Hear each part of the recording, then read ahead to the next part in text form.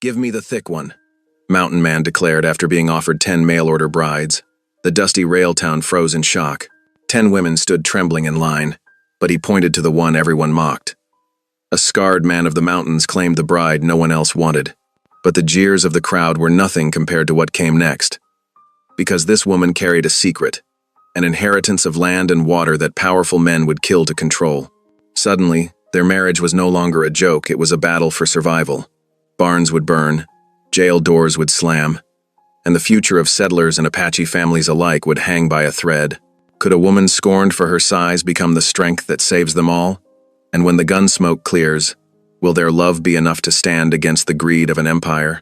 Drop a comment below and share which part of the world you're tuning in from today. If you enjoy stories like this, don't forget to subscribe for more. A bitter wind whipped through Gunnison streets, rattling the depot's windows and making the waiting crowd pull their coats tighter. Snow crunched beneath stomping boots as townsfolk huddled together, their breath forming clouds in the freezing morning air. The train whistle had drawn them here, heralding the arrival of 10 mail-order brides from back east. The women stood in a neat line along the platform, their faces pinched with cold and nerves. Most were delicate creatures with pale complexions, clutching small carpet bags and trying not to shiver in their city clothes. They looked lost among the rough-hewn buildings and weather-beaten faces of the frontier town. At the end of the line stood Luna May, head and shoulders above the other women, her patched wool coat strained at the seams, unable to fully contain her sturdy frame. Unlike the others who kept their eyes downcast, Luna held her chin high despite the whispers and sideways glances. Her hands, red from cold, were strong and capable-looking. Hands that knew honest work. "Looks like they sent us a workhorse instead of a bride," one man muttered, loud enough to carry. Snickers rippled through the crowd. "Reckon she could pull a plow better than my mule," another added, drawing more laughter. Luna's cheeks flushed, but she didn't lower her gaze. She'd heard worse on the journey west, had endured the stares and mockery at every stop. Still, each jab stung like the bitter wind. Reverend Whitaker cleared his throat, trying to restore order. "Now, brothers and sisters, let us welcome these brave young ladies who've traveled so far to help build our community." He smoothed his collar against the cold. "We'll begin the introductions and then, give me the thick one." The deep voice cut through the morning air like an axe through ice.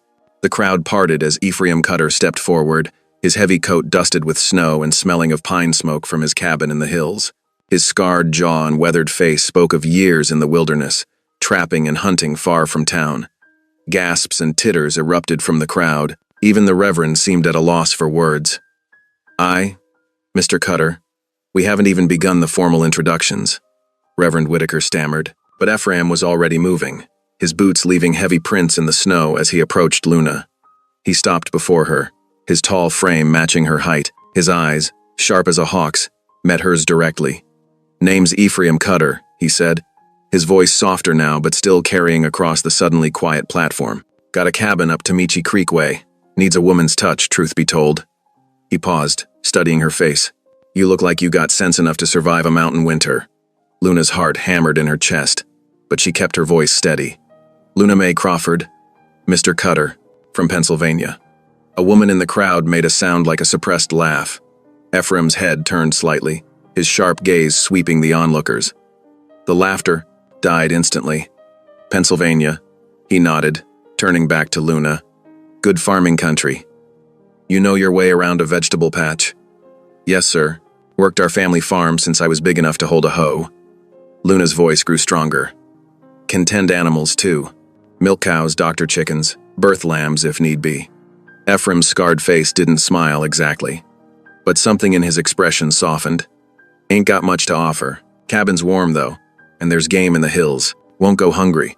He paused, then added, "Won't never raise a hand to you neither." Luna studied him just as carefully as he studied her. His clothes were worn but well mended, his beard neat despite the scars that marked him. Most importantly, his eyes held no mockery, only honest assessment, and perhaps a glimmer of something more. "Appreciate plain speaking, Mr. Cutter," she said. "Ain't looking for fancy things. Just a place to belong and work worth doing." He nodded, as if she'd confirmed something for him. Then, to everyone's surprise, he shrugged off his heavy coat and draped it over her shoulders. The warm weight of it settled around Luna like a shield, carrying the scents of wood, smoke, and pine. "Getting colder," he said simply. "Reverend, we'll be needing your services. Today, if you please." The crowd erupted in fresh whispers.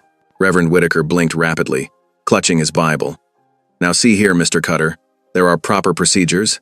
"Been proper enough," Ephraim cut in. "Lady's freezing, and it's a long ride to the cabin." He turned back to Luna. "That is, if you're willing." Luna's fingers curled into the warm fur of his coat collar. For the first time since leaving Pennsylvania, she felt something unfurl in her chest, something that felt like hope. "I'm willing," she said clearly, loud enough for everyone to hear. "Well, I never," someone muttered, but there was less mockery in it now. Perhaps it was the way Ephraim stood beside Luna, as if daring anyone to say a word against her. Or perhaps it was the way Luna herself seemed to grow taller, more assured, wrapped in his coat and standing her ground. "Got my wagon round back," Ephraim said. "Need to get supplies while we're here. Flour, coffee, such like. Then we can head home before the weather turns worse." He offered his arm, as proper as any city gentleman. Luna took it, feeling the solid strength of him even through the layers of clothing. Together they walked through the parting crowd, their boots crunching in synchronized steps across the snow. Behind them, the whispers continued, but Luna barely heard them. She was focused on the steady presence beside her, the way he matched his stride to hers without hesitation. After years of trying to make herself smaller, to apologize for the space she took up in the world, here was a man who looked at her strength and saw value instead of shame. They reached his wagon, loaded with empty grain sacks and beaver pelts. A sturdy horse stamped impatiently in the traces, its breath steaming in the cold air. Ephraim helped Luna up onto the wooden seat, handling her strong frame with casual respect, then climbed up beside her. "Ain't much for talking," he said as he gathered the reins, "but reckon we got time to get to know each other proper, you and me." Luna settled his coat more firmly around her shoulders, feeling the lingering warmth of his body heat. "Reckon we do it that, Mr. Cutter." "Ephraim," he corrected quietly. "Best call me Ephraim, being as we're to be married and all." A smile tugged at Luna's lips, her first real smile since leaving home. "Ephraim, then, and I'm Luna." He nodded, clicking to the horse. As they pulled away from the depot, Luna heard the Reverend's flustered voice, trying to restore order to the proceedings. The other brides were being introduced one by one, delicate hands extended to their prospective husbands. But Luna found she didn't mind missing the formal ceremonies. There was something right about this, something honest in the simple way Ephraim had chosen her, had seen past the whispers and jokes to recognize what she truly was. The wagon rolled through town, stopping at the general store for supplies. Ephraim helped her down again, keeping her steady on the icy ground. Inside, he moved with purpose, selecting goods with careful consideration. Bags of flour and sugar, coffee beans, salt pork, and other staples. Luna added her own suggestions: yeast for bread, dried fruit for winter preserves, strong thread for mending. The shopkeeper's wife watched them with undisguised curiosity, but Ephraim paid her no mind. He simply nodded approval at Luna's choices and added them to their pile. When it came time to pay, he counted out coins without haggling, his movements unhurried despite the growing storm clouds outside. Back in the wagon, supplies secured under oiled canvas, Luna found herself studying her soon-to-be husband's profile. The scars along his jaw were old ones, white against his weathered skin. His hands on the reins were sure and steady, marked with the calluses of honest work.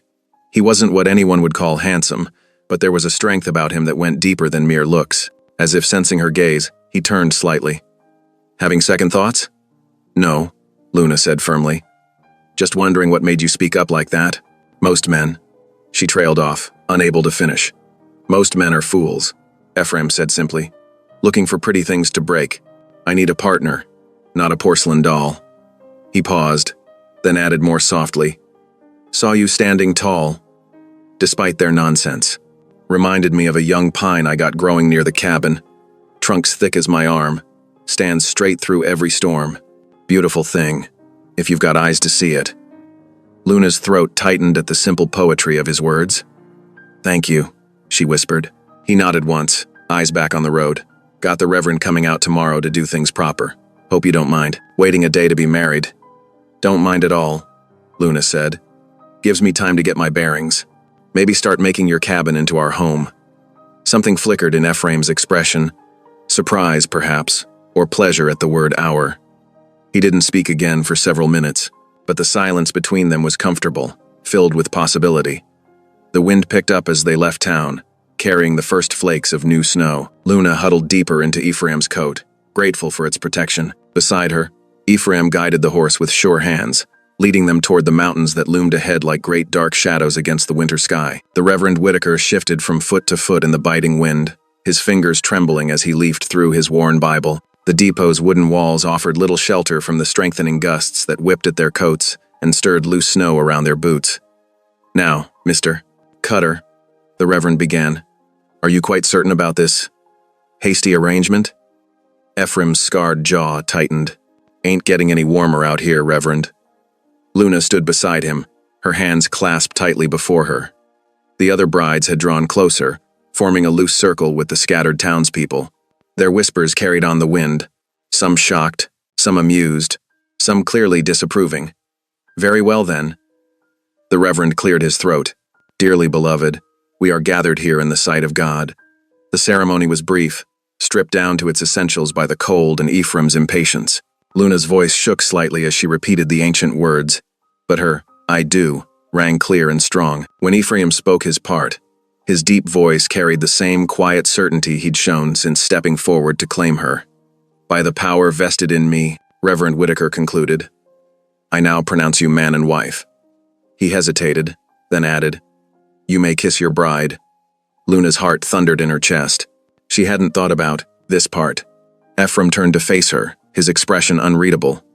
Gently, with calloused fingers that belied their care, he lifted her chin. His lips brushed hers, rough with winter-chapped skin but surprisingly warm. The kiss lasted only a moment, but Luna felt its echo long after he pulled away. Ephraim reached into his coat pocket and pressed several coins into the Reverend's palm.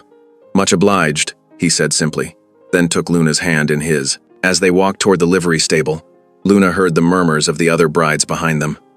"Poor thing," one whispered, "marrying a wild man like that." Another's voice held a different note. "Did you see how gentle he was, though? And that coat he gave her."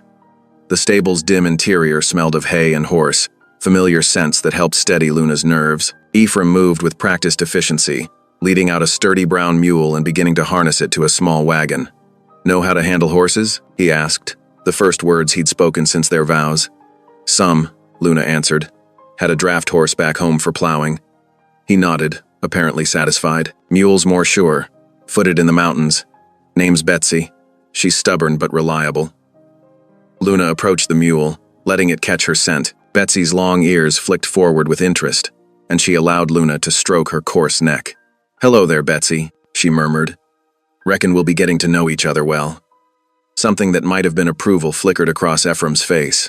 He finished securing the wagon, then began transferring their supplies from the general store. Luna moved to help, but he shook his head. "Get yourself settled. Road's rough ahead." The wagon seat was worn smooth with use, the wood polished by years of travel. Luna climbed up, arranging her skirts and the heavy coat Ephraim had given her. She watched as curious townsfolk gathered at the stable doors, their faces a mixture of fascination and judgment. Finally, Ephraim swung, beside her. Without ceremony, he clicked to Betsy and shook the reins. The mule's hooves clopped steadily on the packed earth as they pulled away from the stable, away from the depot, away from the last vestiges of civilization Luna had known. The road leading out of Gunnison wound through snow-dusted hills that grew steadily larger, hinting at the mountains beyond. Wind cut through Luna's layers despite Ephraim's coat, and she found herself hunching against it. Beside her, Ephraim sat straight and seemingly unmoved by the cold, his eyes fixed on the path ahead. The silence between them grew heavy with unspoken questions. Luna stole glances at her new husband's profile, wondering what thoughts moved behind that weathered face. What kind of life awaited her? What did he truly expect of her? The uncertainty pressed against her chest like a physical weight. After what felt like hours, Ephraim spoke. His words were few but deliberate. "You'll do fine. The mountains don't forgive frail." Luna turned the phrase over in her mind, understanding slowly dawning. Where others might have heard harshness, she recognized the rough-edged compliment hidden within. He had chosen her for her strength, not despite it. The realization settled warm in her chest, a small comfort against the growing cold. As afternoon faded toward evening, the temperature dropped sharply. Ephraim guided Betsy off the main trail to a sheltered hollow beside a stand of pines. "Need to make camp," he said. Too dangerous to travel these roads after dark. He helped Luna down from the wagon, his hands strong and sure around her waist. Together, they worked to set up camp, Ephraim showing her his system with few words but clear demonstrations. A canvas tarp strung between trees provided shelter. Beneath it, he built a small fire with practiced skill, keeping it low and well contained. No need to attract attention, he explained when she questioned the fire's size.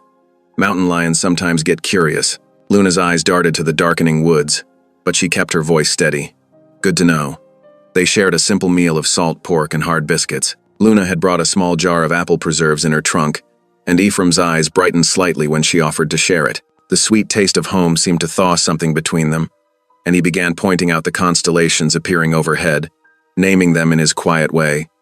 But as night truly fell, the cold intensified. Luna's teeth began to chatter despite her efforts to hide it.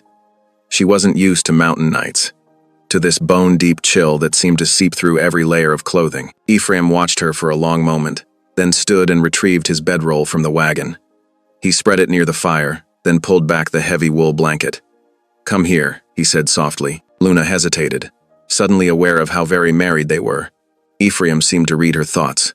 Just to share warmth, he assured her. Ain't proper to let my wife freeze her first night out. The word wife in his mouth made her breath catch, but she moved to join him. He arranged the blanket over them both, his solid warmth at her back acting as a shield against the wind. Gradually, Luna's shivering eased. Thank you, she whispered into the darkness. He responded, already half asleep, but his arm had settled carefully around her waist, protective rather than possessive. Luna lay awake a while longer, listening to the pop and crackle of the fire, the whisper of wind in the pines, the occasional far-off cry of a coyote. Strange sounds, strange surroundings, strange man breathing steadily behind her. Yet somehow, wrapped in his blanket and his coat, she felt oddly safe. Perhaps, she thought as sleep finally took her, this was what the beginning of belonging felt like. The fire burned low, casting dancing shadows on the canvas above them. In the distance, an owl called once, twice, then fell silent. The night settled deep, around the hollow where man and wife slept, their breath mingling with the autumn wind, while all around them, the mountains kept their ancient watch. Dawn broke with a pearly light filtering through clouds heavy with snow. Luna woke to find Ephraim already up, feeding Betsy and securing their supplies in the wagon. The air held a sharp bite that made her nose tingle and her breath visible in small clouds. Storm's coming, Ephraim said, glancing at the sky. Need to make good time before it hits. They ate a quick breakfast of cold biscuits, then broke camp with efficiency born of necessity rather than familiarity. Luna's fingers fumbled with the canvas tarp, still stiff from the cold, but she managed to fold it properly after watching Ephraim's demonstration. The wagon creaked as they set out, Betsy's hooves crunching through frost-covered ground. The trail grew steeper, winding between towering pines that seemed to scratch at the low-hanging clouds. Luna pulled Ephraim's coat tighter around her shoulders, grateful for its warmth. The first snowflakes began falling mid-morning, dancing on the wind before settling like powder sugar on the pine needles. Luna watched in wonder as the landscape gradually transformed, familiar shapes taking on soft, white outlines. Pretty, ain't it? Ephraim's voice startled her. It was the first thing he'd said in hours. Yes, Luna agreed softly. We didn't get snow like this back home, not so early in the season. Mountains make their own weather, he replied. Best learn their moods quick. The snow fell harder as they climbed higher, the wagon's wheels beginning to struggle in the deepening drifts. Twice they had to stop while Ephraim cleared fallen branches from their path. The third time they stopped, he studied the trail ahead with a frown. Grade's too steep here, he said finally. Wagon's too heavy for Betsy to pull up alone. He turned to Luna. We'll need to walk alongside, help push when she struggles. Luna nodded, gathering her skirts as she climbed down. The snow was already ankle-deep, and her boots, sturdy as they were, weren't made for mountain winters. She stumbled on her first step, but Ephraim's hand shot out to steady her. Here, he said, offering his arm. Grip just above my elbow. I'll show you how to walk it. His arm was solid beneath her fingers, and she found herself learning to match his steady, deliberate pace. Short steps, he instructed. Keep your weight forward. That's it. Together they pushed when Betsy faltered, Luna's strong back and broad shoulders proving their worth. Despite the cold seeping through her clothes, she felt a small surge of pride when Ephraim nodded approvingly at her efforts. The afternoon light was already fading when Ephraim pointed ahead. "There," he said. "Home." Luna squinted through the swirling snow. At first, she saw only the dark bulk of a ridge rising against the gray sky. Then she made out a shape nestled against its base, a cabin, rough-hewn but solid-looking. Smoke curled from its stone chimney, carried away by the wind. "Neighbor tends it when I'm gone," Ephraim explained, noting her surprise at the smoke. "Keeps the place from freezing up." As they drew closer, Luna took in the details of what would be her new home. The cabin was small, built of thick logs chinked with mud and moss. A single window faced the trail, its shutters secured against the weather. A lean-to shelter extended from one side, currently housing a stack of split firewood. Ephraim helped her down from the wagon one final time, then led Betsy and the wagon under the lean-to's protection. "Get yourself inside," he told Luna, handing her a key. "Need to tend to Betsy first." Luna's cold, numbed fingers fumbled with the lock, but she managed to work it open. The cabin door creaked as she pushed it inward, releasing a wave of warmth that made her cheeks tingle. Inside, she stood still, letting her eyes adjust to the dim light. The cabin was essentially one room, with a cast-iron wood stove occupying one corner, its pipe disappearing into the ceiling. A narrow cot stood against the far wall, covered with wool blankets and what looked like a bear hide. Rough shelves lined the walls, holding an assortment of tools, cooking implements, and rows of dried meat. A table and 2 chairs sat beneath the window, and a collection of furs was stacked neatly in another corner. Everything was simple, functional, focused entirely on survival. Luna felt her throat tighten as she took it all in, not from disappointment, exactly, but from the stark reality of what her life would be. The door opened again, bringing a swirl of snow in Ephraim's bulk. He stamped his boots clean, then began moving around the cabin with practiced familiarity. He added wood to the stove, checked the water bucket, and began pulling ingredients from various shelves. "Hungry?" he asked, holding up a rabbit he must have snared earlier. "Stew won't take long." Luna nodded, suddenly aware of how little they'd eaten since morning. She shrugged off her coat, noticing a tear in the sleeve where it had caught on a branch during their climb. "Mind if I mend this while you cook?" she asked, pulling a small sewing kit from her bag. Ephraim looked up from where he was cutting the rabbit into pieces. "Appreciate that," he said. "Never was much good with a needle myself."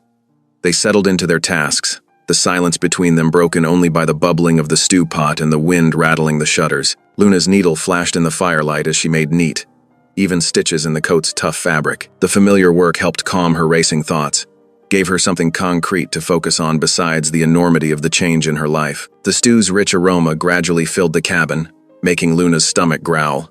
Ephraim stirred it occasionally, adding pinches of dried herbs and what looked like wild onions. Finally, he ladled portions into 2 tin bowls and set them on the table.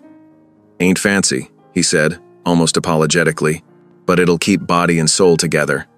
Luna took her first spoonful carefully, savoring the tender meat and rich broth. "It's good," she said honestly. "Better than I expected." A ghost of a smile crossed Ephraim's face. "Man can't live on dried meat alone," he said, "though there's plenty of that too." He nodded toward the shelves. "Need to teach you which ones are elk, which are deer, different ways of cooking each." They ate in companionable silence, the wind's voice growing stronger outside.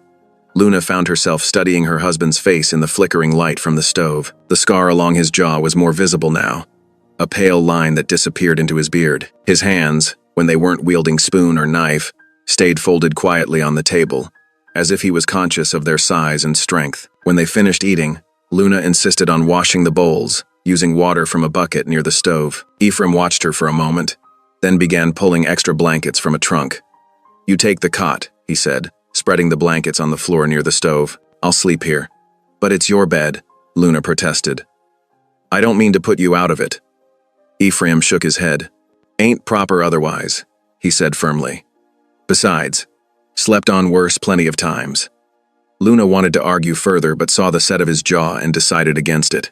Instead, she finished putting away the clean dishes and retrieved her nightgown from her trunk. Ephraim turned his back without being asked, giving her privacy to change behind a blanket she hung from a rope strung across one corner. The cot creaked as she settled onto it, the bear hide surprisingly soft against her cheek. She watched through half-closed eyes as Ephraim banked the fire for the night, his movements sure and practiced in the dimming light. "Sleep well, Luna," he said quietly, settling onto his blankets. You too, she whispered, back. The wind continued its lonely song outside, but inside the cabin was warm and secure. Luna lay awake for a long time, listening to Ephraim's steady breathing and the pop of cooling embers in the stove. This small space, barely more than a shelter against the wilderness, was her home now. The thought should have terrified her, but instead, she felt something else. A mix of awe, at the rugged simplicity of it all, and a strange sort of peace. Here was a place where her strength would be an asset, not a source of mockery. Here was a man who valued capability over delicacy, who had chosen her precisely because she wasn't frail. It wasn't the life she had imagined when she'd answered the marriage advertisement, but perhaps, she thought as sleep finally began to claim her, it was exactly the life she needed. The snow continued falling outside, wrapping the cabin in a blanket of white silence, while inside, man and wife slept beneath their separate covers, each contemplating in their dreams the strange new path their lives had taken. The morning sun painted the snow-covered mountains in shades of rose and gold, but its beauty did little to warm the frigid air. Luna woke to the rhythmic sound of chopping wood, the sharp cracks echoing off the ridge behind the cabin. She pulled on her clothes quickly in the biting cold, grateful for the remnants of heat from the banked stove. Through the cabin's single window, she spotted Ephraim's broad form, his breath clouding in the morning air as he swung his axe. Each stroke was precise, splitting logs with practiced efficiency. He'd already amassed a decent pile, but the lean-to could clearly hold more. Luna wrapped her shawl tighter and stepped outside, her boots crunching in the fresh snow. Ephraim paused mid-swing, nodding in acknowledgement. "Morning," he said, his voice gruff but not unkind. "Water's hot on the stove if you want coffee." "I can help first," Luna offered, eyeing the stack of unsplit logs. Pa always said, "Many hands make light work." Ephraim studied her for a moment, then gestured to a second axe leaning against the lean-to. "Mind your stance," he warned. "Ice under that snow could turn your ankle quick." Luna hefted the axe, testing its weight. It was heavier than the one she'd used back home, but not impossibly so. She positioned a log on the splitting block and took her first swing. The blade glanced off at an angle, barely marking the wood. "Here," Ephraim said, stepping closer. "Like this." He demonstrated the proper motion, explaining how to let the axe's weight do most of the work. Luna watched carefully, noting how he positioned his feet and shoulders. Her next attempt was better, though the log still didn't split. But on her third try, the satisfying crack of splitting wood rang out. The two halves tumbled into the snow as Luna smiled with quiet pride. "Not bad," Ephraim acknowledged, returning to his own work. They fell into a steady rhythm, the morning air filled with the sound of their labors. Luna's swings grew more confident, though she couldn't match Ephraim's speed or precision. Still, she managed to split several logs before her arms began to shake from the effort. "That's enough," Ephraim said, noting her fatigue. "Time for breakfast anyway." Inside the cabin, Luna stirred up the stove's embers and added fresh wood while Ephraim brought in some of their split logs. The coffee was indeed hot, and Luna soon had a pan of cornmeal mush bubbling alongside it. They sat at the small table, steam rising from their cups. "Been trapping these mountains going on 20 years now," Ephraim said suddenly, breaking their usual silence. "Started young, after the war, learned from an old mountain man named Josiah." He paused, taking a sip of coffee. "He taught me everything worth knowing about surviving up here." Luna nodded, encouraged by this unexpected sharing. "We had a farm back east," she offered in return. "Nothing grand, just 40 acres of rocky soil Pa, inherited from his father. The drought took most of it." She stirred her mush thoughtfully. "I learned early that hard work doesn't always mean success, but giving up means certain failure." "True enough," Ephraim agreed. His face softened slightly as he studied her across the table. "You ain't afraid of work. That's good. Mountains don't care if you're tired or scared or feeling sorry for yourself. They just are what they are." Luna was about to respond when the sound of approaching hoofbeats caught their attention. Ephraim was on his feet instantly, moving to where his rifle stood ready by the door. Luna watched as his entire demeanor changed, tension evident in every line of his body. The rider appeared around the bend in the trail, his horse picking its way carefully through the snow. He was well dressed for the weather, wearing a thick wool coat and fur-lined gloves. A leather satchel was secured to his saddle. "Mr. Cutter?" the man called out, reining his horse to a stop at a respectful distance. "Mr. Ephraim Cutter? Who's asking?" Ephraim's voice was cold as the morning air. "Samuel Whitaker, sir, attorney at law from Gunnison." The man slowly reached into his satchel, making sure his movements were visible. "I have urgent business with Mrs. Luna May Cutter, formerly Miss Luna May Harrison." Luna stepped forward, her heart suddenly pounding. "I'm Luna May Cutter." The lawyer dismounted carefully, producing a sealed packet from his satchel. "Ma'am, I represent the estate of your late uncle, Mr. Theodore Harrison of Denver. I've been trying to locate you for several weeks." "Uncle Theo?" Luna's brow furrowed in confusion. "I barely knew him. He visited the farm once when I was small." "Nevertheless, ma'am, you are his sole surviving heir." Whitaker held out the packet. "These documents require your immediate attention." Ephraim had lowered his rifle but hadn't put it down. He moved closer to Luna as she broke the seal and unfolded the papers with trembling fingers. The legal language was dense, but certain phrases jumped out at her. "Hereby bequeaths, water rights, mineral claims." "It's a tract of land," Whitaker explained, seeing her confusion. "Nearly 1,000 acres in the valley below, including recorded water rights to Thompson Creek. Your uncle purchased it years ago as an investment." Luna sat heavily on a nearby stump, the papers crackling in her grip. "I don't understand. Why me? Your uncle had no children of his own, and you were his only living relative when he passed last month." The lawyer's expression grew serious. "However, I must warn you, this inheritance is not without complications. Several ranchers have already attempted to claim portions of the water rights, and the railroad has expressed interest in running a spur line through the valley." Ephraim finally spoke, his voice tight with suspicion, "Meaning there's them that might try to take it by force if they can't get it legal." Whitaker nodded grimly. "I'm afraid that's a distinct possibility. Water rights in this territory are often worth more than gold. People have died for less." Luna looked up at Ephraim, seeing the concern in his eyes. Just yesterday, she had been grateful simply to have a roof over her head and a husband who valued her strength. Now she owned land that others might kill for. "The papers need to be signed and witnessed," Whitaker continued, producing an inkwell and pen from his satchel. "Once filed with the territorial court, your claim will be legally binding." Luna's hand shook slightly as she signed her name. Ephraim and Whitaker added their signatures as witnesses, the scratch of the pen loud in the winter stillness. "I'll file these today," Whitaker said, carefully storing the documents in his satchel. "I suggest you both be extremely careful who you tell about this inheritance. There are powerful interests in the territory who won't take kindly to a woman holding such valuable water rights." After the Rosas and Jarazan, lawyer rode away, Luna and Ephraim stood in silence, watching his horse disappear around the bend. The morning's peaceful routine seemed far away now, replaced by a weight of responsibility neither had expected. "Best finish bringing in that wood," Ephraim finally said, his voice gentle. "Storm's coming tonight, by the look of those clouds." Luna nodded, grateful for the simple task to focus on, but as they worked, her mind whirled with questions and possibilities. She had come to Colorado expecting nothing more than a hard life with a stranger. Instead, she had found herself with both a husband and land of her own, and all the dangers that came with both. The winter wind picked up, carrying the promise of snow, while Luna and Ephraim continued their work in thoughtful silence, each considering how this unexpected inheritance might change their lives.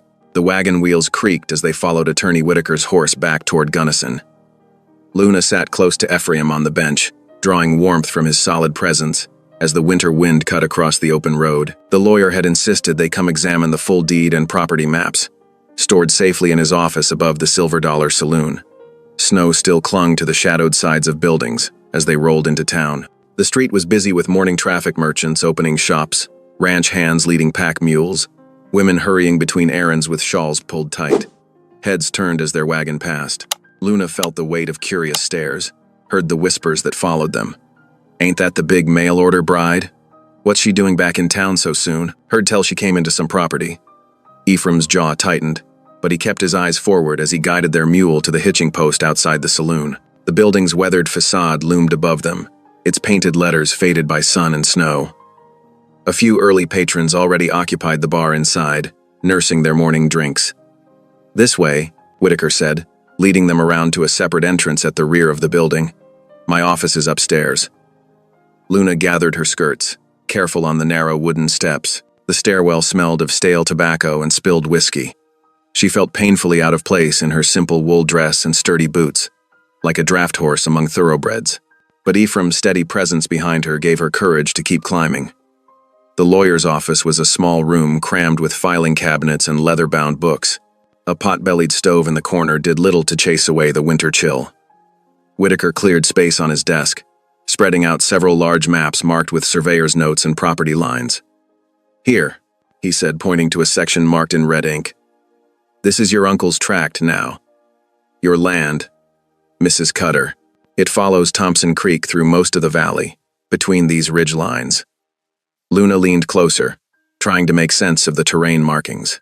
The valley appeared to be prime grazing land, with reliable water and natural shelter from the worst storms. No wonder others wanted to claim it. "There's something else you should know," Whitaker continued, pulling out another document.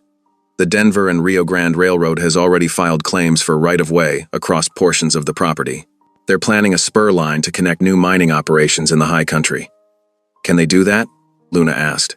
"Just take what they want?" "Not legally, no. Not without the property owner's permission." Whitaker's expression was grave. "But railroad companies have ways of getting what they want. They've been known to pressure landowners, sometimes through less than savory means." "Meaning threats and strong-arm tactics," Ephraim growled. His hand came to rest protectively on Luna's shoulder. "This land's got a target painted on it, sure as sunrise." "There's more," Whitaker said. "The valley has been used as seasonal grazing land by both settler ranchers and Apache families for generations. Your uncle never enforced exclusive rights, allowing shared use of the water and pastures. It's created a delicate balance." Luna felt the weight of responsibility settling onto her shoulders. This wasn't just about property. It was about people's livelihoods, their very survival. "What should we do?" Before Whitaker could answer, heavy boots thundered up the stairs. The office door burst open, releasing a cloud of cigar smoke and the reek of whiskey. A man Luna recognized from the train station lurched into the room, one of the prospective husbands whose chosen bride had taken one look at him and refused to step off the train. "Well, if it ain't the mountain man's mare," he sneered, swaying slightly, his bloodshot eyes fixed on Luna with naked contempt. "Heard you came into some valuable property. Ain't that just fine and dandy?" Ephraim moved with surprising speed, placing himself between Luna and the drunk. "Get out," he said quietly. The menace in his voice made the temperature in the room seem to drop. The man laughed, an ugly sound. "Or what? You'll defend her honor? Ain't nothing honorable about a woman who takes what don't belong to her. Mark my words, you won't keep that land long. Better people than you have tried to stand against progress." He spat on the floor. "You'll lose everything, just like you deserve." Ephraim's hands clenched into fists, but before he could move, Whitaker spoke up. "Mr. Davidson, you are drunk and trespassing in my office. Leave now, or I'll have the sheriff remove you." Davidson sneered again, but backed toward the door, just sharing some friendly advice with the happy couple. He touched the brim of his hat in a mocking salute. "Good day to you all." The silence after his departure was heavy with tension. Luna realized she was trembling, though whether from fear or anger, she wasn't sure. Ephraim's hand found her arm, steadying her with his touch. "I apologize for that interruption," Whitaker said. "Unfortunately, Mr. Davidson represents the attitude of certain elements in town. They don't like the idea of a woman, especially a newcomer, holding valuable water rights." Luna lifted her chin. "Then they'll have to learn to live with disappointment." They spent another hour reviewing the property documents, with Whitaker explaining the legal implications of various claims and challenges they might face. By the time they left his office, the winter sun was high overhead, casting weak light through the clouds. The ride back to the line shack was quiet, each lost in their own thoughts. Luna watched the snow-covered landscape roll past, trying to imagine the valley that was now hers. Would it be worth the trouble it seemed destined to bring? As if reading her thoughts, Ephraim spoke. "We can sell it, if you want. Might be easier than fighting every rancher and railroad man who thinks they can bully you out of it." Luna turned to study his profile, weathered and strong against the pale sky. "Why did you choose me?" she asked suddenly. "That day at the station you could have had any of those other women. Pretty ones, delicate ones. Why pick me?" Ephraim was quiet for so long she thought he might not answer. Finally, he said, "Because you looked built for weathering storms." His voice was gruff but honest. "Saw it in your eyes, the way you held yourself despite their laughing. Figured anyone who could stand tall through that kind of mockery had the strength for mountain living. He clicked to the mule, urging it up a steep section of trail. Reckon I was right. Warmth bloomed in Luna's chest, chasing away the last of Davidson's bitter words. She sat straighter on the wagon bench, shoulder brushing Ephraim's as they continued their journey home. Whatever storms lay ahead, they would face them together. The afternoon light was fading by the time they reached the line shack, the sky heavy with the promise of snow. As Ephraim unhitched the mule, Luna paused to look back toward town, barely visible in the distance. The railroad wanted her land. The ranchers wanted her water rights. Men like Davidson wanted to see her fail, but she had something they hadn't counted on: a husband who valued strength over beauty, who saw worth where others saw only a target for ridicule. Perhaps that would be enough to help them survive whatever challenges lay ahead. The days grew shorter as winter tightened its grip on the mountains. Snow piled deeper around the line shack, transforming the landscape into a pristine white blanket broken only by animal tracks and the occasional path Ephraim cleared with his shovel. Luna found herself falling into the rhythm of mountain life, each day bringing new lessons in survival. Morning light filtered through frost-covered windows as Luna stirred a pot of porridge over the wood stove. She had learned to add dried berries and a precious sprinkle of sugar to make the simple meal more appealing. The cabin filled with warmth and the scent of breakfast as Ephraim stamped snow from his boots by the door, returning from his morning check of the traplins. "Caught 2 rabbits?" he announced, holding up his prize. "Good size on them, too." Luna nodded approvingly. "I'll get them ready for the stew pot later." Her hands had grown steadier with the skinning knife, though she still winced sometimes at the task. Necessity was a harsh but effective teacher. After breakfast, Ephraim surprised her by pulling out his old musket from its place above the door. "Time you learned to handle this," he said, running a cloth over the worn stock. "Can't always be around to protect you, and with that land dispute brewing." Luna took the weapon carefully, noting its substantial weight. The barrel was long and smooth, the stock polished by years of handling. "It's beautiful," she said softly, admiring the simple craftsmanship. "Beautiful won't save your life," Ephraim replied, though his eyes crinkled slightly at her. "Appreciation. It's slow to reload and you only get 1 shot. Gotta make it count." They spent the morning behind the cabin, where Ephraim had set up several targets, tin cans on a fallen log. The cold air bit at Luna's cheeks as she learned to load the musket, measuring powder carefully and tamping it down. Her first attempt at firing sent her stumbling backward from the recoil, the shot going wide into the snow. Ephraim's deep laugh rolled across the clearing. "Kicks like a mule, don't it?"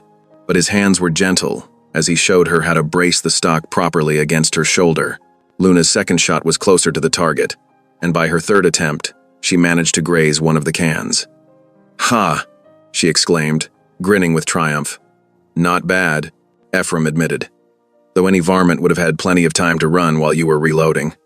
Luna laughed, surprised by how natural it felt to share this moment of joy with him. "Then I suppose I'd better keep practicing." They continued until Luna's shoulder ached from the recoil, but she had managed to hit 3 targets. As they walked back to the cabin, Ephraim carrying the musket, Luna noticed how he moved more easily around her now, less guarded than in those first awkward days. The afternoon brought unexpected visitors. Luna was mending one of Ephraim's worn shirts when she heard the crunch of snow under wagon wheels. A family of settlers pulled up to the cabin: a gaunt-faced man, his tired wife, and 3 children with hollow cheeks and patched clothes. "Beg pardon," the man called out, hat in hand. "We're headed to my brother's place up north, but we've run low on supplies. Wondered if you might spare something for the little ones." Luna glanced at Ephraim, who gave a slight nod. She hurried to the stew pot still simmering on the stove, ladling generous portions into their few spare bowls. The children's eyes grew wide at the sight of the hot food. "Come in where it's warm," Luna insisted, ushering them inside. She cut thick slices of cornbread while the family huddled near the stove, their threadbare clothes steaming slightly as they thawed. The youngest child, a girl no more than 6 years old, touched Luna's skirt with a grimy hand. "Thank you, ma'am," she whispered. "It smells just like my grandma's cooking." Luna felt her heart squeeze at the simple gratitude. She found herself telling stories as they ate, silly tales about her childhood on the farm that made the children giggle. Even their mother's worn face softened as she watched her family's spirits lift. Ephraim remained quiet through it all, but Luna caught him watching her with an expression she'd never seen before, something warm and wondering. When the family finally departed, with extra cornbread wrapped carefully for their journey, He helped her wash the bowls in comfortable silence.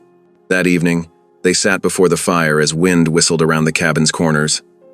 Luna worked on darning a pair of Ephraim's socks while he cleaned his trapping tools. The quiet between them felt different now, filled with unspoken understanding rather than awkward tension. "You did a good thing today," Ephraim said finally, his voice low and thoughtful. "Feeding those folks." Luna's fingers stilled on her darning. It was nothing special, just stew and cornbread. "No." Ephraim set aside his tools and looked at her directly. "It wasn't just the food. You gave them hope. Made those kids laugh when they probably haven't had much cause for it lately." He paused, choosing his words carefully.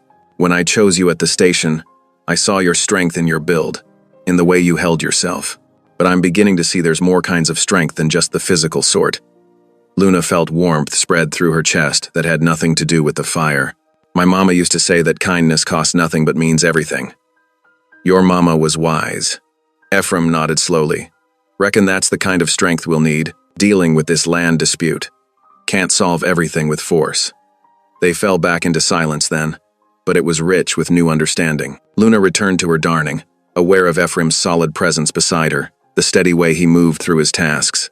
The fire crackled softly, casting dancing shadows on the walls of their small home. Outside, snow began to fall again, adding another layer to the deep drifts around the cabin. But inside, something new had taken root, a warmth that went beyond the physical, a connection built on shared respect and growing trust. Luna felt it in the comfortable way they moved around each other now, in the glances they shared over simple tasks, in the quiet moments like this one. She had come to the mountains expecting hardship, prepared to endure a marriage of convenience. Instead, she was discovering that true partnership could grow in the most unexpected places, nurtured by simple acts of kindness and the recognition of strength in all its forms. The evening deepened around them, but neither felt the need to break the peaceful silence. Tomorrow would bring new challenges, more practice with the musket, more meals to cook, more decisions about the disputed land. But for now, they had this moment of understanding, as solid and real as the ground beneath their feet. The morning sun cast long shadows across the snow when hoofbeats approached the line shack. Luna looked up from where she was hanging wash on a rope strung between two pines, her hands red from the cold water. A well-dressed man rode toward them on a gleaming bay horse, his coat too fine for these mountains. Ephraim emerged from the cabin, standing on the porch with his arms crossed. His stance was casual, but Luna noticed how his right hand stayed near his belt. "Mr. Cutter," the rider called out, reining his horse to a stop. "Name's Mitchell. I represent the railroad's interests in these parts." He dismounted smoothly, his polished boots crunching in the plost.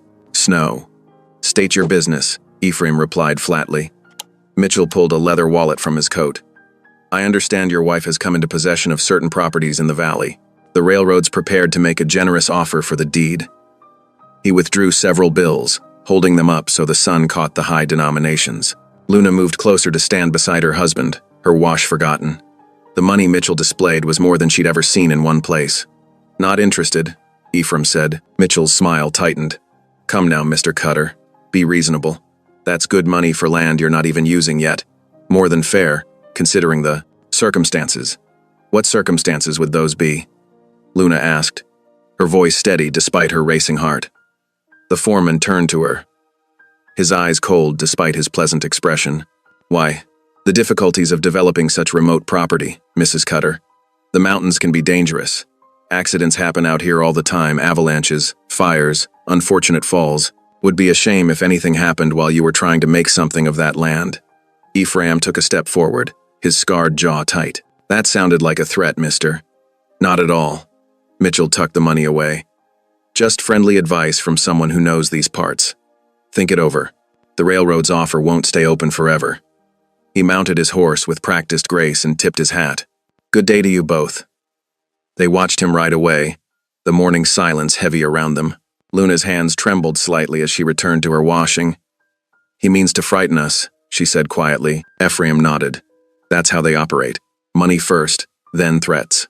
Later that afternoon, while Luna was in town buying supplies, a ranch hand rode past the general store. She recognized him as one of the men who'd been at the train station the day she arrived. "Well, if it ain't the mountain man's mare," he called out, drawing snickers from the men, lounging outside the saloon.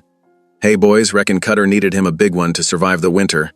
More laughter followed. Luna felt her cheeks burn.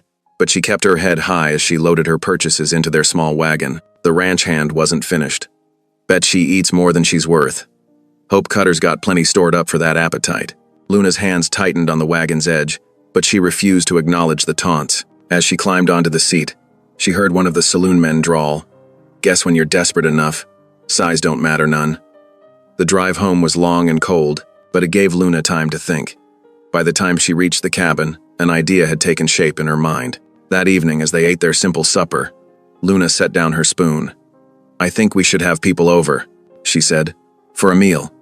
Ephraim looked up, surprise clear on his weathered face. "What for?" "To show them who we are, that we're not afraid, that we're willing to be neighbors."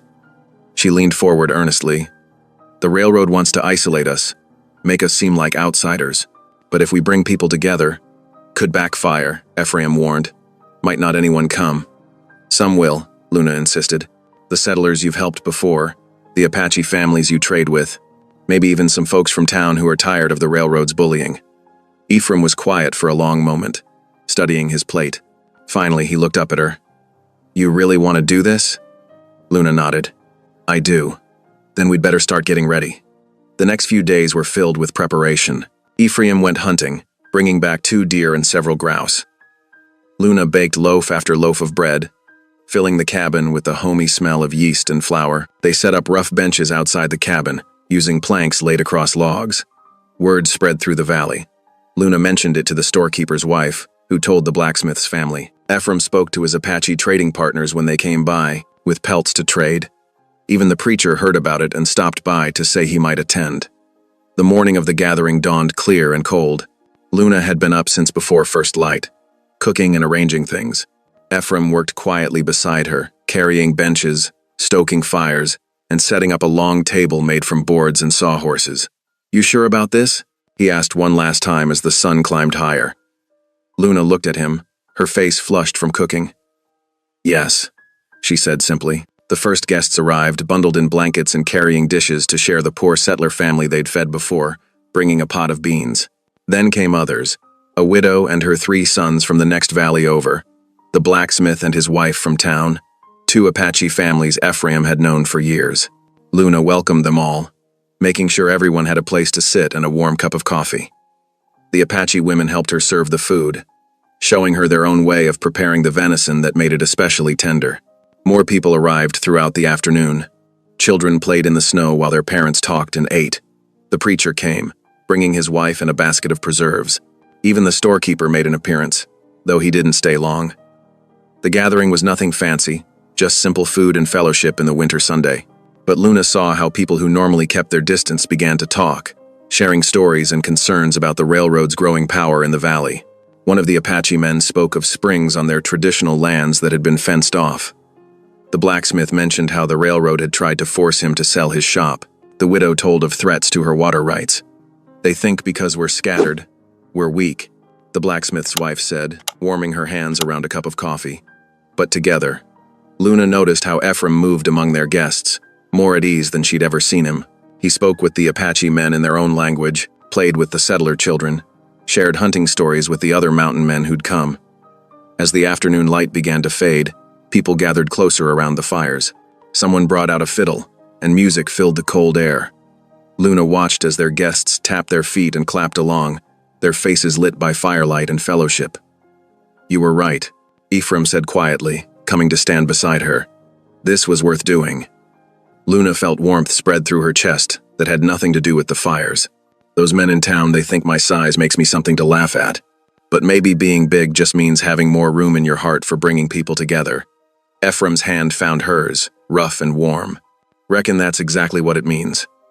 As the guests began to leave, bundling up against the growing cold, many stopped to thank them. The Apache women hugged Luna, calling her sister in their language. The settler children begged to come back soon. The widow was one of the last to leave. She gripped Luna's hand tightly. "You've done something important here today," she said. "Shown us we're not alone."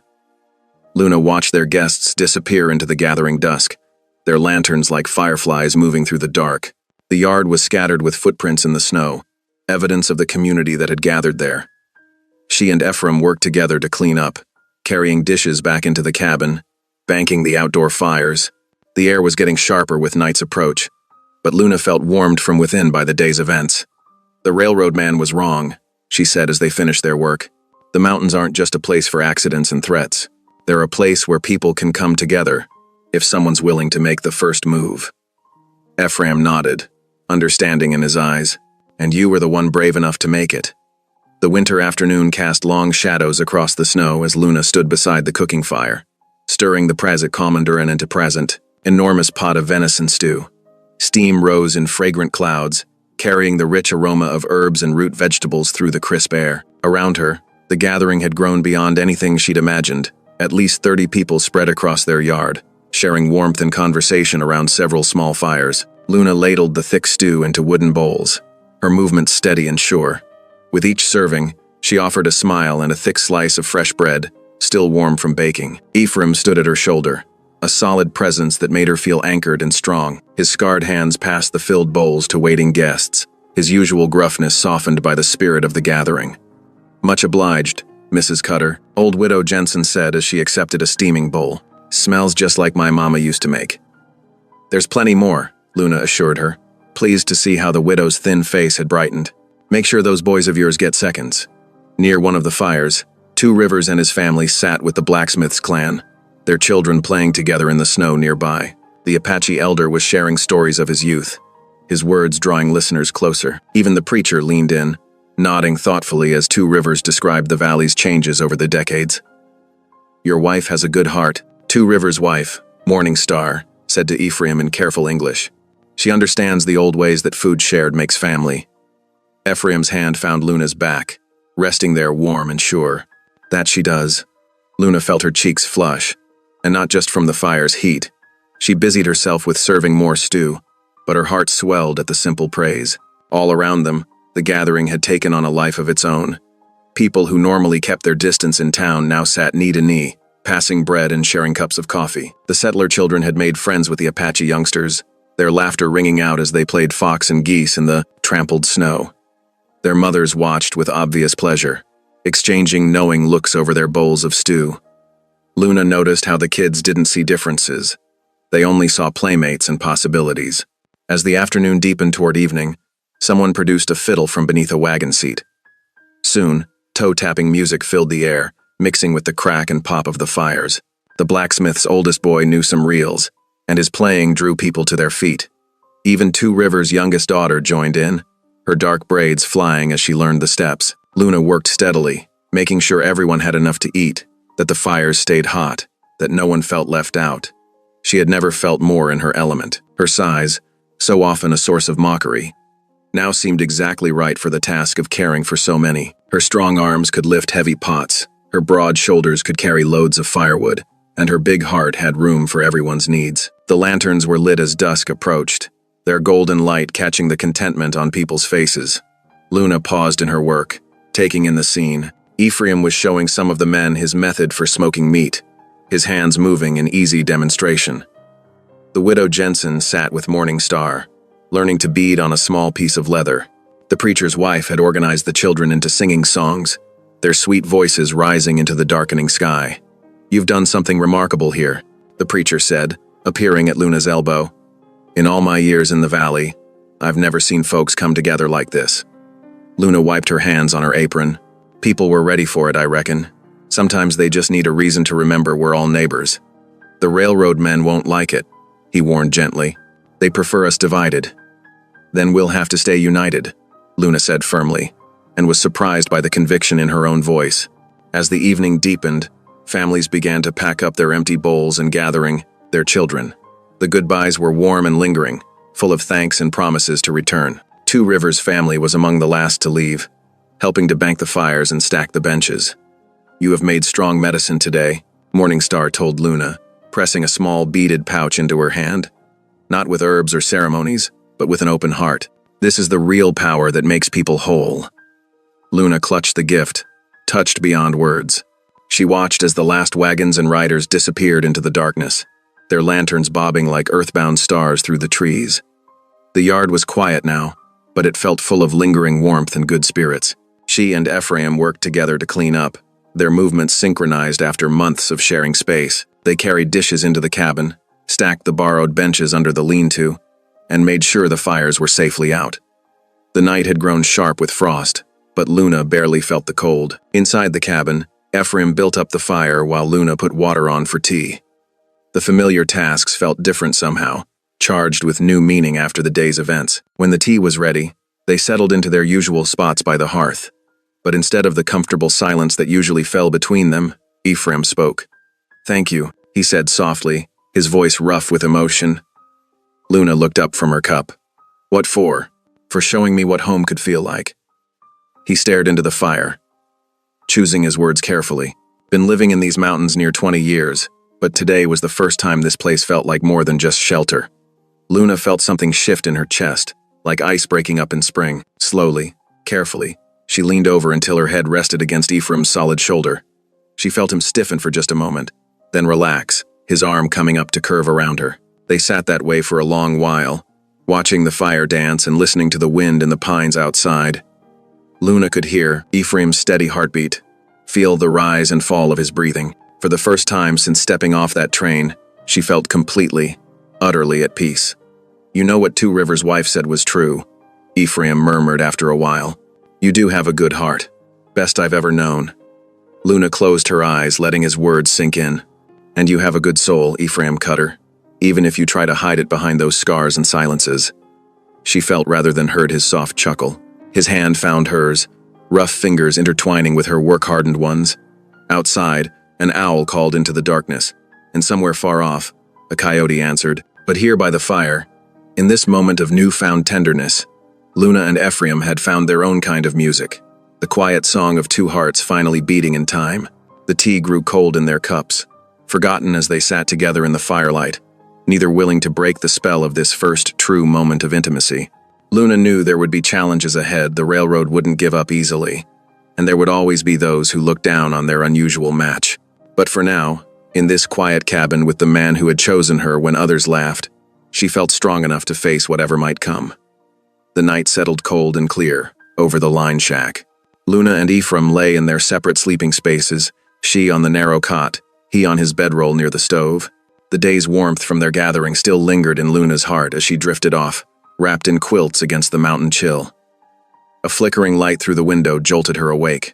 At first, she thought it was early dawn, but the orange glow was too bright, too violent. Ephraim was already on his feet, rifle in hand. "The barn!" His voice cracked with alarm.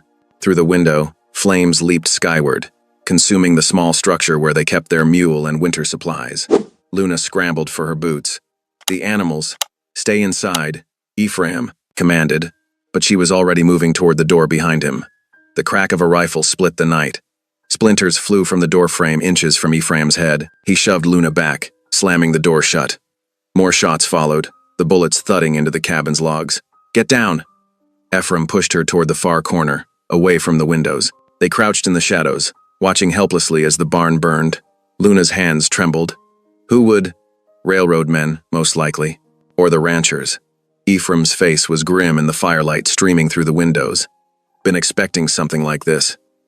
The heat from the burning barn reached them even inside the cabin. Luna could hear their mule braying in terror, then silence. Her throat tightened with grief and rage. Through the long hours until dawn, they stayed low, listening to the crack of burning timber and occasional gunfire. Ephraim kept his rifle ready, watching the windows. Luna made herself small beside him, her shoulder pressed against his, drawing strength from his solid presence. As the first gray light touched the sky, the shooting stopped. The barn was nothing but smoldering ruins. Ephraim waited another hour before carefully opening the door, rifle first. "Stay here," he told Luna. She watched through the window as he moved cautiously toward the burned structure, checking for attackers. His curse carried clearly in the morning air. The mule's gone. They must have taken him before setting the fire. Luna joined him outside, her boots crunching in the snow. The barn's remains smoked in the pale light, black timbers jutting like broken bones.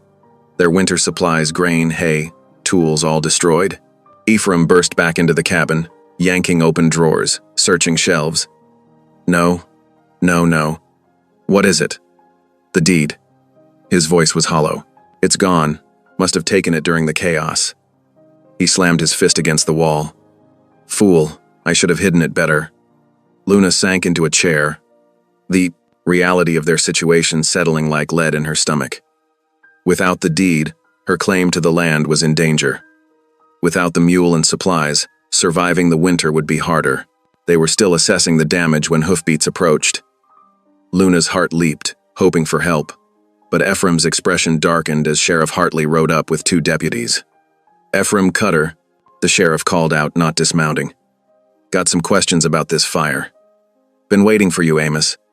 Ephraim stepped forward, hands clearly visible. "Happened just after midnight. Shooters kept us pinned inside while the barn burned." The sheriff's deputy spat into the snow. "Convenient story. Word in town is you said it yourself, aiming to claim insurance money." Luna stepped forward. "That's a lie. We were attacked." "Ma'am, step back." Sheriff Hartley's voice was firm but not unkind. "Ephraim, I'm going to need you to come with us. Got some serious accusations to sort out." "You know who's behind this, Amos." Ephraim's voice was deadly quiet. "Railroad's been threatening us for weeks. What I know is the railroad man's lawyer was in my office at dawn, showing papers proving they own this land. Said you knew it when you burned the barn." The sheriff shifted uncomfortably in his saddle. "They're pressing charges. The land is mine," Luna protested. "I have the deed." She stopped, remembering the stolen document. "No deed was registered at the county office," the sheriff said. "Now, Ephraim, we can do this peaceful or not."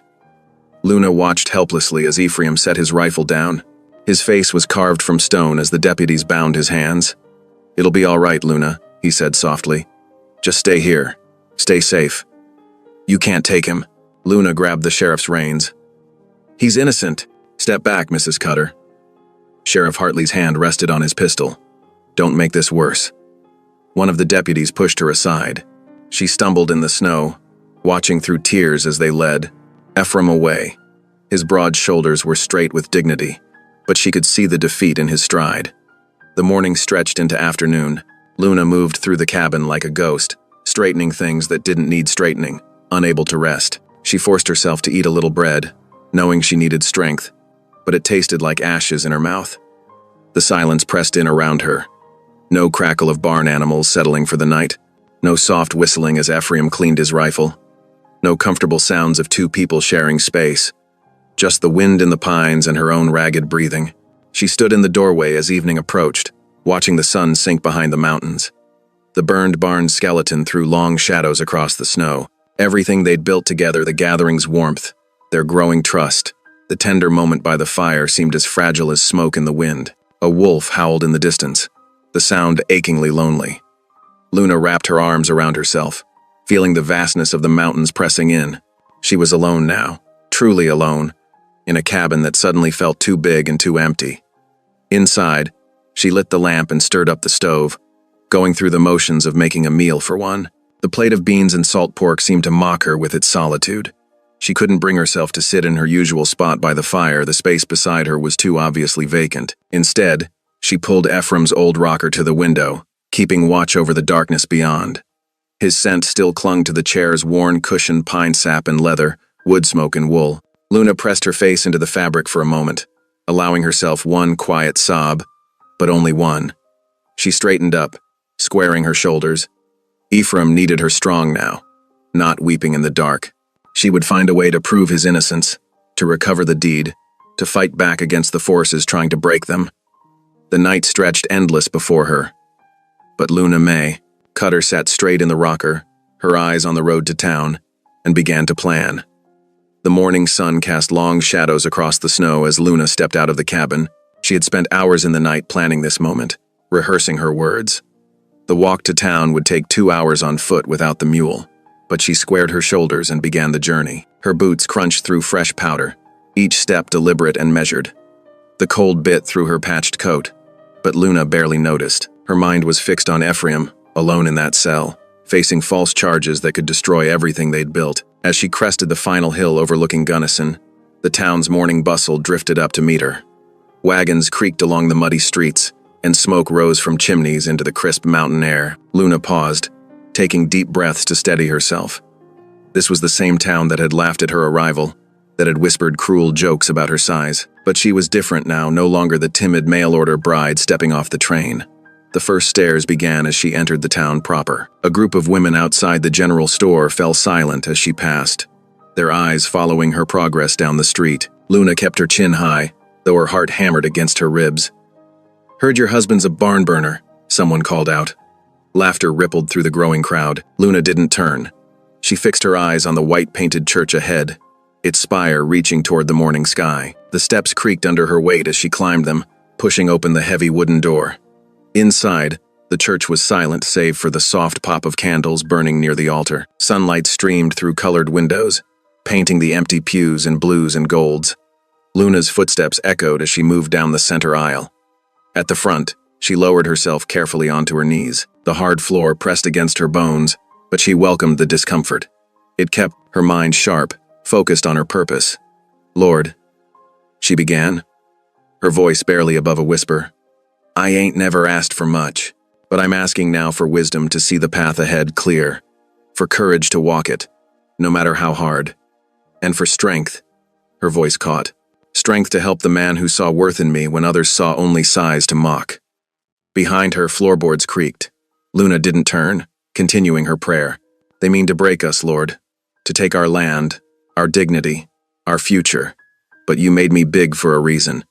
Help me use that bigness for good." "Amen," came a quiet voice.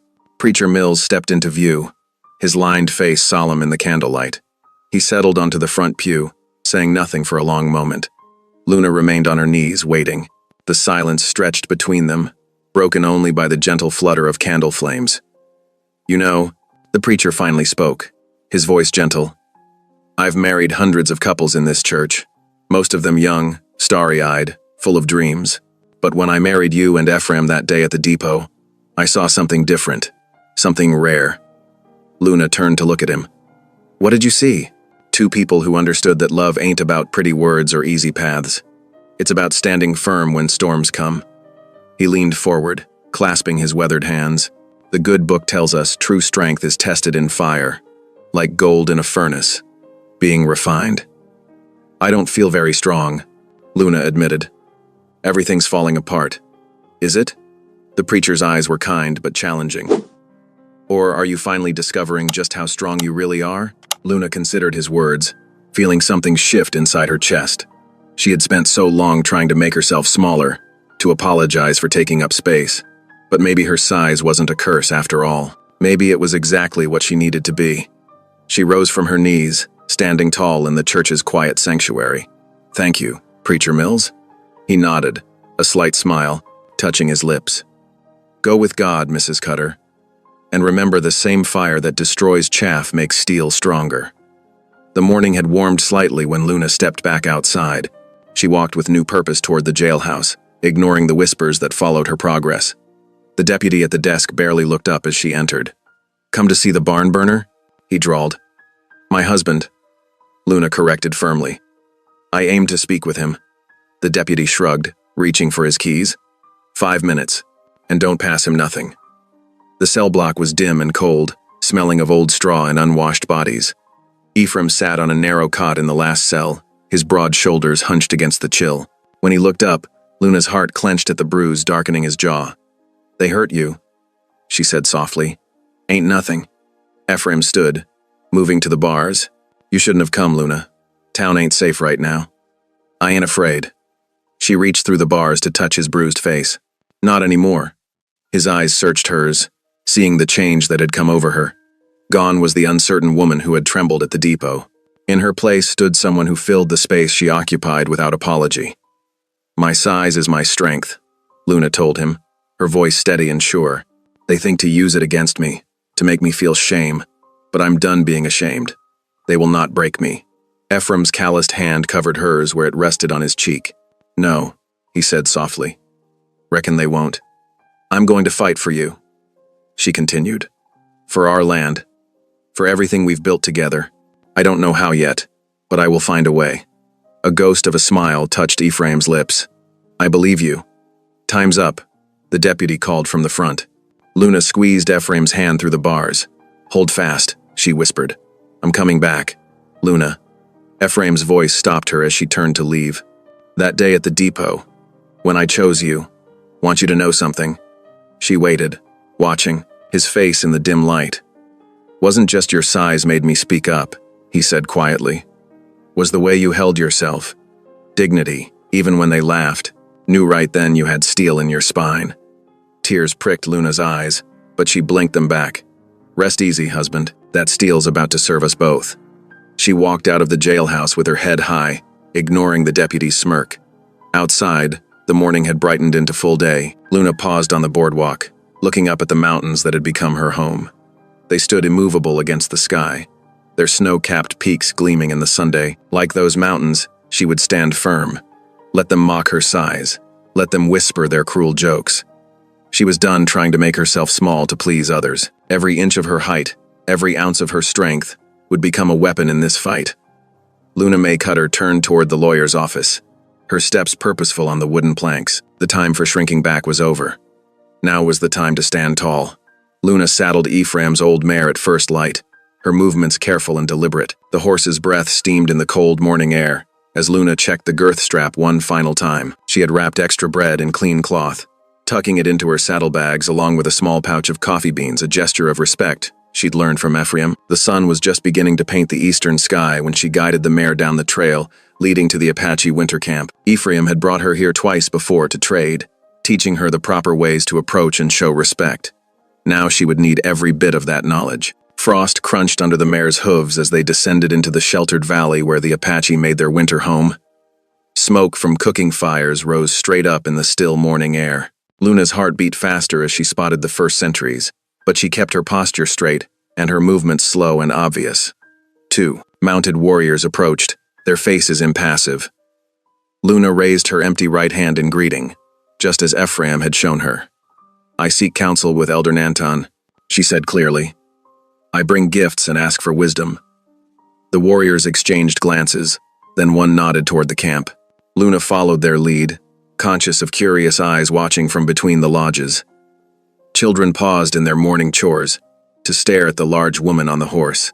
Elder Nantan sat wrapped in a blanket before his lodge, his weathered face turned toward the rising Sunday. He showed no surprise at Luna's arrival, though his dark eyes held keen interest as she carefully dismounted. Elder, Luna said respectfully, keeping her distance until invited closer. I come seeking truth about the railroad men who crossed these lands. Nantan studied her for a long moment. The wife of the mountain man, he said finally, the one who shared food with our hungry ones. Luna nodded, remembering the evening when several Apache families had joined their gathering at the shack. Yes, Elder, my husband sits in jail on false charges, and our land deed was stolen. I believe the railroad men who crossed your hunting grounds may know why. The elder gestured for her to sit nearby. Luna settled herself carefully, reaching into her saddlebag for the bread and coffee. She presented them with both hands, waiting as Nantan examined the offerings. Your man, Nantan said slowly. He shows respect for old ways, not like the railroad men who break treaties as easily as dry twigs. He accepted the gifts with a slight nod. What would you know? The truth about where they've built their lines, Luna replied. My land lies near yours. If they've broken treaties there. Nantan's face grew stern. They cross boundaries marked by our fathers' fathers. Drive game from winter grounds. Cut trees from sacred slopes. He pointed toward the distant hills. Your land touches old hunting trails. Railroad men want it all. No, respect for paper promises or ancient rights. Luna leaned forward earnestly. Elder, would you speak this truth before the judge? Tell how they break treaties and steal land? The old man was silent for several long moments, considering. Finally, he spoke. Words are sacred, must be used with care. But when truth needs voice, he met Luna's eyes. We will speak. Relief flooded through Luna. She bowed her head in gratitude. Thank you, Elder. Your words may save more than just our land. As she prepared to leave, Nantan raised his hand. Wait. He disappeared into his lodge, returning with a small bundle wrapped in soft hide. Healing herbs, he explained, for your man's hurts. Luna accepted the gift with careful reverence, tucking it safely in her coat. The ride back to town was longer, as she took a winding path that led past several outlying homesteads. The sun was high when she approached the first cabin, home to a widow and her 3 children. Sarah Miller was hanging wash when Luna rode up. The widow's face showed surprise, then concern. "Luna, is everything all right?" "Brought you something," Luna said, dismounting with a loaf of fresh bread in hand. Sarah's eyes widened at the sight of it.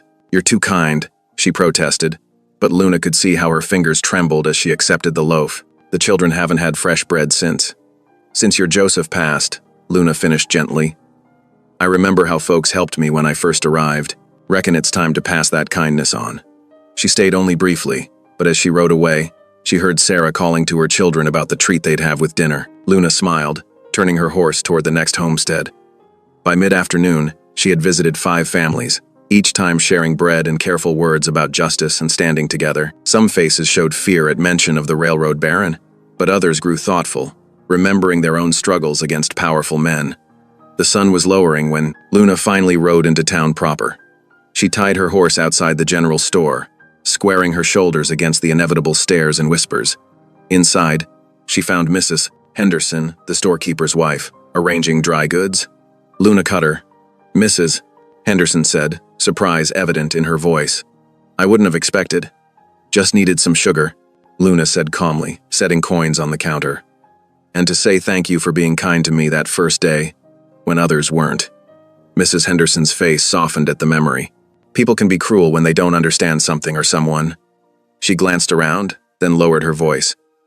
"I never believed Ephraim would burn his own barn, not with how hard he works." "No," Luna agreed quietly. "He wouldn't." The older woman hesitated, then spoke quickly. "My Thomas, he saw strange men riding near your place the night before the fire. Didn't think to mention it until after, but..." Luna's heart quickened. "Would he say so to others?" "Mrs. Henderson straightened her apron. "Well, I suppose if enough folks were asking for the truth." Word spread quietly through the afternoon. As dusk approached, Luna found herself in the back room of the church, surrounded by a small but determined group. Sarah Miller was there, her children sleeping on a pew outside. Thomas Henderson sat with his wife, his face serious as he described the riders he'd seen. 3 other families who had shared Luna's hospitality weeks before added their own stories of railroad men's threats and broken promises. Preacher Mills joined them, his presence lending weight to their gathering. "The truth must be spoken," he said firmly, "no matter how powerful those who wish it silent." Luna looked around the circle of faces. Poor settlers, a storekeeper's family, a widow, a preacher, not many, but a start, and with the Apache testimony. "They think because I'm big, I'm something to mock," she said quietly.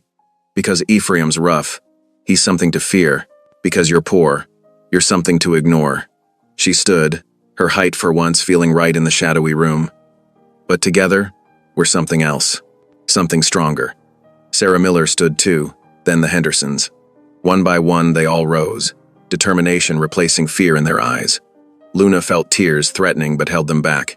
There would be time for tears later, when Ephraim was free and their land secure. For now, there was work to do, truth to be told, and justice to be sought. Luna looked at each face in turn, seeing not mockery or pity, but something new. Respect. The church bell tolled the evening hour, its deep notes rolling across the darkening town. Tomorrow would bring new challenges, but tonight, Luna had found what she sought: allies willing to stand beside her, voice rising with hers against the powerful men who thought they could steal and threaten without consequence.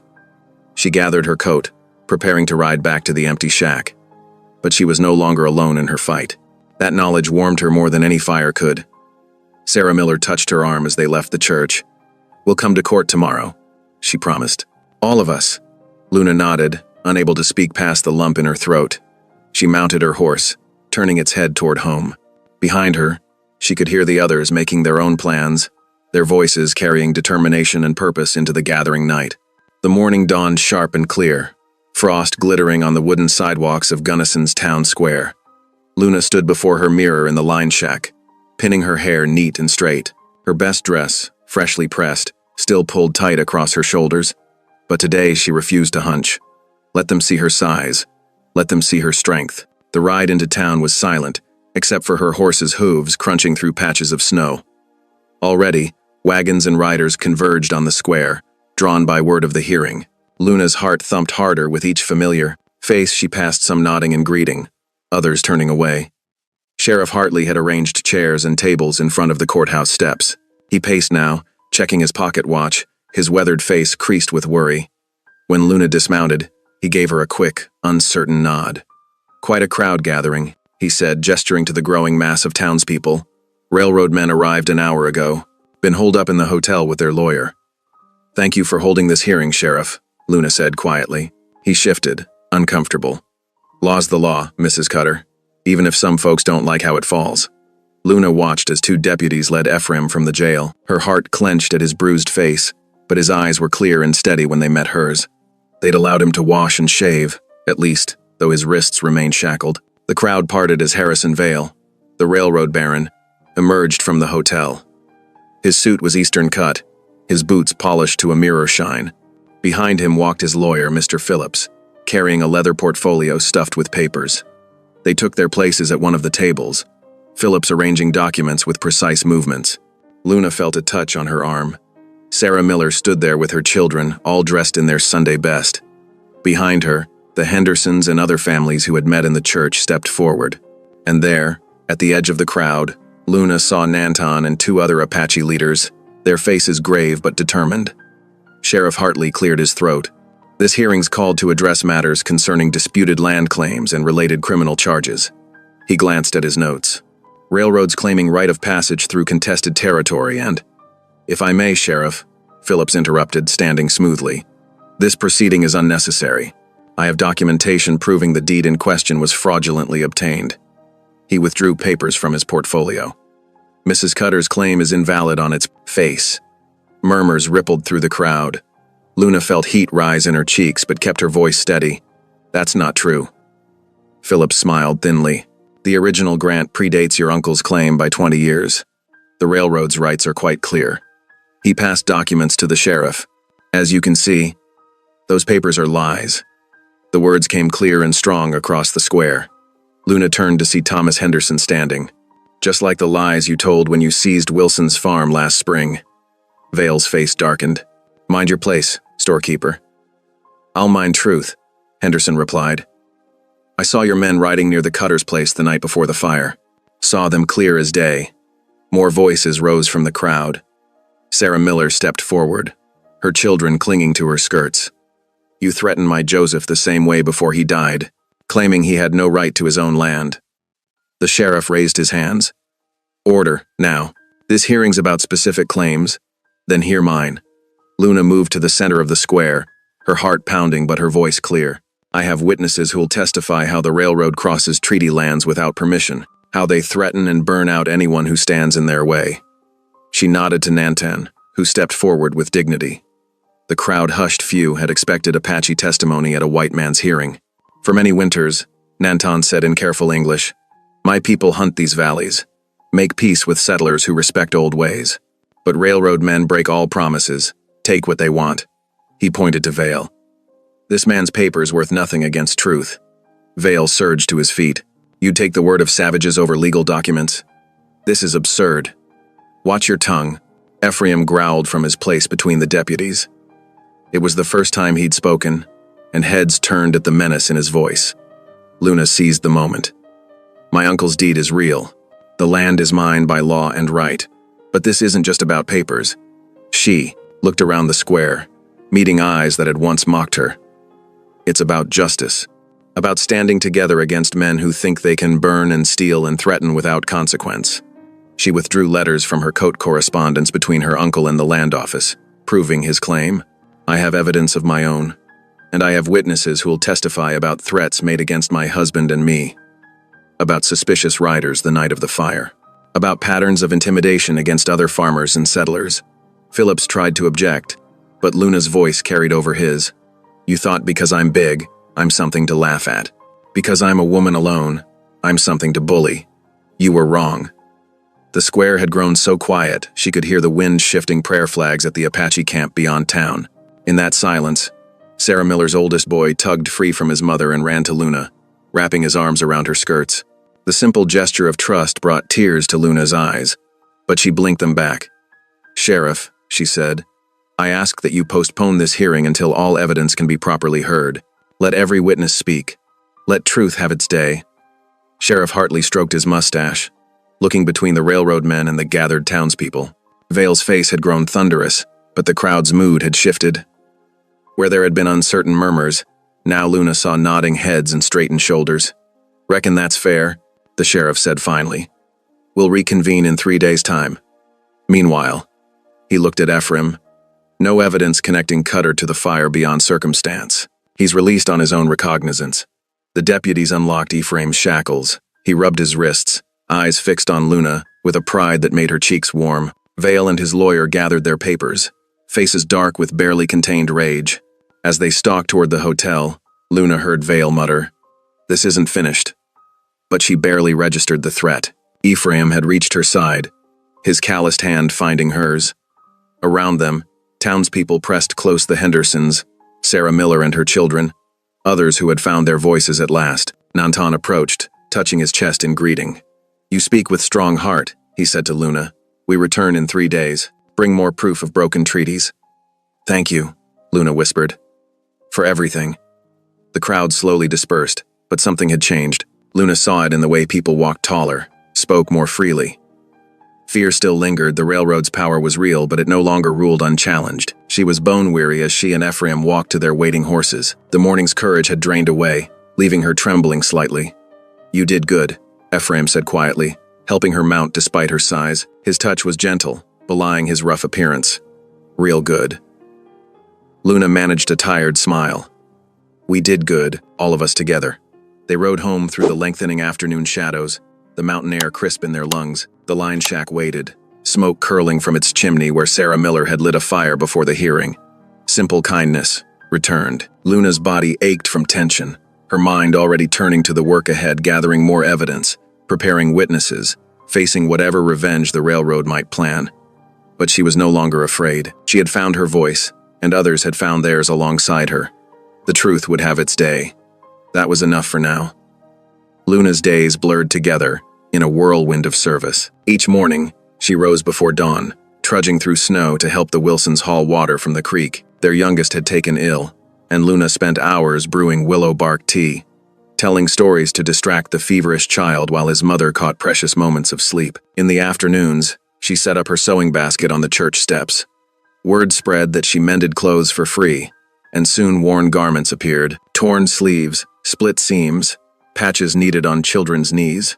Her large hands worked the needle with surprising delicacy, each stitch a small act of love. "Never seen someone your size with such gentle ways," Sarah Miller said, watching Luna repair her boy's coat. Luna smiled, remembering how those same words had once carried mockery. Now they held warmth. "The good Lord gave me these hands for helping," she replied simply. Across town in his jail cell, Ephraim sat on his thin cot, watching dust motes dance in the sunlight streaming through barred windows. His customary scowl had softened during these quiet days. He thought of Luna, how she'd transformed from a trembling mail-order bride into someone who made others stand taller in her presence. The preacher's boots echoed on the wooden floor as he approached Ephraim's cell. "Brought you some coffee," he said, passing a tin cup through the bars. "Much obliged," Ephraim muttered. "The Lord works in mysterious ways," the preacher continued, settling onto a bench. "Sometimes our greatest blessings come disguised as trials." Ephraim traced the rim of his cup. "Reckon you're right about that. Never thought I'd find hope again, least of all in someone society scorned." He paused, "like they once scorned me for my scars." "Trust in his timing," the preacher advised gently. "Your Luna's doing his work out there." In her small room above the general store, Luna laid out pieces of fabric, remnants from her mending work. Her fingers smoothed each scrap as she planned a new dress for the hearing. The material wasn't fine, but she would make it beautiful. Like everything else in her life, she would transform what others discarded into something worthy of respect. She worked late into the night, the lamp casting her shadow large against the wall. In its light, she looked like what she was becoming, a woman whose size matched the breadth of her heart. Gray clouds hung low over the town square as townspeople gathered, their breath visible in the cold morning air. Luna stood straight-backed in her newly sewn dress, facing the makeshift court where the sheriff presided. The railroad baron's lawyer gestured dramatically, his voice carrying across the crowd. These water rights were legally obtained. the lawyer declared, waving documents. This woman's claim is baseless. Elder Nantan stepped forward, his weathered hands carefully unrolling yellowed maps. The crowd hushed as he spoke with quiet authority. These boundaries were set by treaty, he said, pointing to clear markings. The railroad's claims cross sacred lands. They have no right to touch. The baron's face reddened as the elder traced the true property lines, exposing how the railroad had deliberately misdrawn boundaries. Murmurs rippled through the crowd. Luna's voice rang clear and strong. This land will not be sold. It will be shared with those who need it. She gestured to the gathered families, settlers, Apache, widows with children. There's room enough for all who respect it. Sheriff Hartley studied the evidence, his lined face grave. After a long moment, he nodded. "Release Mr. Cutter," he ordered. These charges were false. The crowd erupted, cheers mixing with gasps of surprise. Ephraim emerged from the jailhouse, striding purposefully toward Luna. Before everyone gathered, he took her hand in his. "This here's my rightful wife and partner," he declared proudly, his scarred face softening as he looked at her. "And I reckon she's proved herself stronger than any of us." The weeks following the trial brought new life to the valley. Dawn light found neighbors arriving with tools and timber, ready to help rebuild what had been lost.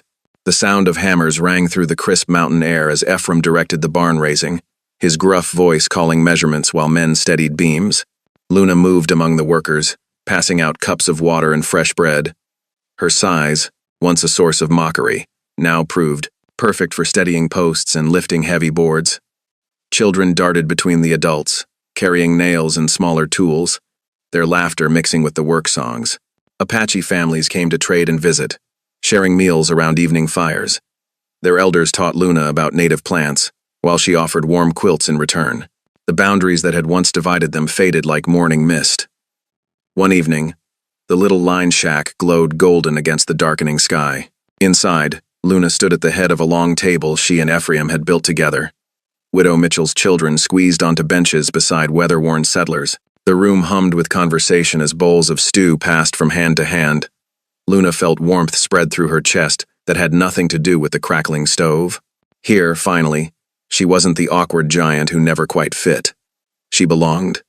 Ephraim appeared at her side, his rough hand finding hers. "You've made this more than just a shack," he whispered, his voice thick with emotion. "You've made it a home." Luna squeezed his hand, watching their gathered family of choice share stories and break bread together. She had found her place at last. The fire's glow painted shadows on the cabin walls as Luna and Ephraim sat together on the rough-hewn bench. Their neighbors had departed hours ago, leaving only the soft breathing of borrowed children sleeping on makeshift cots in the corner. The crackle of burning pine filled the comfortable silence between them. Ephraim's calloused fingers found Luna's work-worn hand, studying it in the firelight. "I wanted the thick one," he said softly, his voice barely above a whisper, "because you were never small in spirit." Tears welled in Luna's eyes as she leaned against his shoulder. Through the window, snowflakes drifted down, each flake catching the moonlight before joining its brothers in the deepening blanket below. Their contested valley, now peaceful, had become their sanctuary. Together, they bowed their heads. In the warmth of their shared prayer, they gave thanks for the mercy, justice, and unexpected love that had brought them together. Thank you for listening.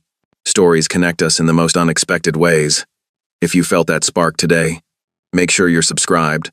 I share a new one daily, and the next might change your day.